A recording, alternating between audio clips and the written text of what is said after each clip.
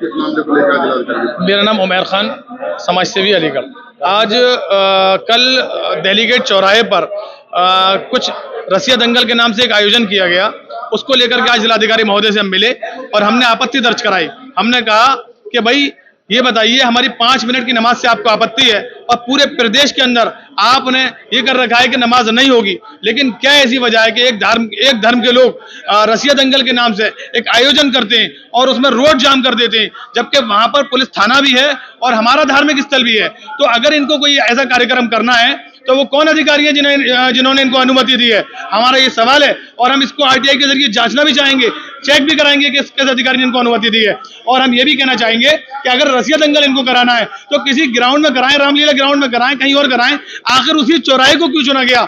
ये सिर्फ और सिर्फ प्रेशर बनाने की राजनीति है और मुसलमानों को कहीं ना कहीं ये बावर कराने की कोशिश है कि इस मुल्क में हम जो चाहेंगे वो होगा, आप जो चाहेंगे वो नहीं होगा। क्या करिएगा अगर मांगे नहीं मांगी? हमारी अगर मांगे नहीं मांगी गई तो हम जो है इस पर दोबारा से विचार करेंगे और उसके बाद लाए अमल मुरत्तब करेंगे।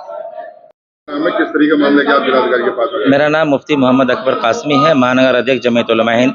बट इस वक्त हम जो तमाम लोग आए हुए हैं, ये तमाम मुसलमान अलीगढ़ और मुस्लिम समाज की तरफ से आए हैं और अल्हम्दुलिल्लाह तमाम सियासी समाजी मिल्ली तंजीमों के लोग भी हैं। ज्ञापन में हमारा ये कहना है कि भाई जब ये मुल्क जमहूरी मुल्क है, सेकुलर मुल्क है, तो इस जमहूरी मुल्क में सोतेलापन क्यों किया जा रहा है? किसी एक के साथ कुछ और मामला, किसी के साथ किसी और मामला। आज रात थाना दिल्ली गेट में जो है मतलब रसिया दंगल के नाम से जो एक धार्मिक प्रोग्राम का नाम दिया गया, जबकि जहां तक मेरी नॉलेज है कि रसिया दंगल को धार्मिक प्रोग्राम नहीं है। ये प्रोग्राम को किया गया और बाज़ाब्ता उसमें पुलिस की संरक्षण में किया गया, बाज़ाब्ता उसमें पुलिस भी बैठी हुई है। इसका मतलब ये है कि पुलिस की भी कहीं ना कहीं उसमें शामिल है, जो इस तरह के प्रोग्राम में नहीं होना चाहिए था। अगर ठीक है, अगर है आपका प्रोग्राम तो आप अपने जगह पे कीजिए, लेकिन सड़कों पे, जबकि हमारे कोर्ट की तरफ से आदेश है कोई भी प्रोग्राम हो सड़कों पे ना हो जिससे लोगों को आने जाने में दिक्कत हो। दूसरी बात यह है कि हमने हमेशा कानून का पालन किया है। आपने हमें कहा भाई सड़कों पे नमाज मत पढ़िए कोविड-19 के अंदर, तो हमने कोविड-19 को आगे रखते हुए हमने नमाज पढ़ने से लोगों को मना किया। लोगों ने आपके कानून को पालन किया, लेकिन आखिर क्या वजह है? हम तो मानते हैं लेकिन आप नहीं मानते हैं, आखिर ऐसे क्यों है? तो इसी वजह से हम जिलाधिकारी से मिलने आए, हम तमाम लोग, कि भाई ये दोहरापन और ये सोतेलापन नहीं होना चाहिए, इसको खत्म होना चाहिए, वरना शहर की फिजा कभी भी खराब हो सकती है। इसके जिम्मेदार हमारे आला अधिकारी होंगे। जी आप लोग भी सड़क पर नमाज पढ़िए। नहीं, देखिए, नमाज तो एक अमन का और शांति का पैगाम दिया जाता है। आप बता दीजिए कभी भी नमाज के बाद कोई माहौल खराब हुआ है? कभी कोई माहौल खराब नहीं हुआ है। तो हम तो भाई हमेशा से माहौल को सही करने में लगे हुए रहते हैं, अपने लोगों को समझाते रहते हैं। तो हमारी जो नमाजें होती है सिर्फ 5 मिनट या 10 मिनट की, और 5 मिनट 10 मिनट की नमाजें आपको देखी नहीं जाती है। कावड़ यात्रा निकलती है, आप उसका खूब सपोर्ट करते हैं, दुकानों पर जो नाम लिखवा देते हैं, मुसलमान की दुकान पर मुसलमान और बिरादरान वतन का नाम अपना नाम लिख दीजिए। ये सब क्या है? ये ठीक नहीं है। जो मुल्क को एक तरह से बांटने की कोशिश की जा रही है, जो मेरे हिसाब से ठीक नहीं है। इसका नाम ज्ञापन दिया है, जिलाधिकारी के नाम ज्ञापन दिया हमने। ये ज्ञापन जिलाधिकारी को दिया है। क्या मांगे और क्या आयोजन हुआ था? देखिए, कल दिल्ली गेट चौराहा जो शहर का प्रमुख चौराहा है, वहां पर भारतीय जनता पार्टी की पूर्व मेयर द्वारा एक आयोजन किया गया। सुनने में आया है कि वो कोई धार्मिक आयोजन भी नहीं था। वो अपने बहन भाई की याद में कोई रसिया दंगल कराती हैं।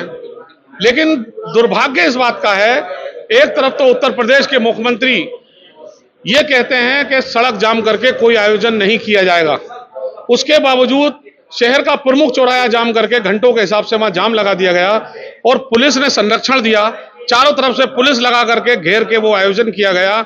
और जब ईद और बकरीद की नमाज का नंबर आता है तो मस्जिदों को इसलिए घेर लिया जाता है कि यहाँ नमाज सड़क पे ना होने पाए।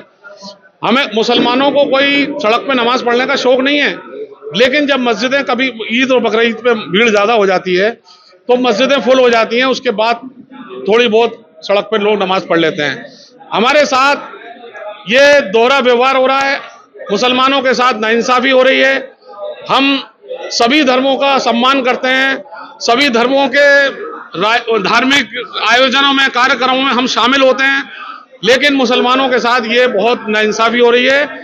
और इसी विषय में हमने आज अलीगढ़ के जिलाधिकारी महोदय को एक ज्ञापन दिया है और उनसे मांग की गई है कि सभी लोगों के साथ, सभी धर्मों के लोगों के साथ एक जैसा व्यवहार होना चाहिए। ये नहीं कि नमाज रोक दी जाए और दूसरे लोगों को आयोजन की परमिशन दी जाए।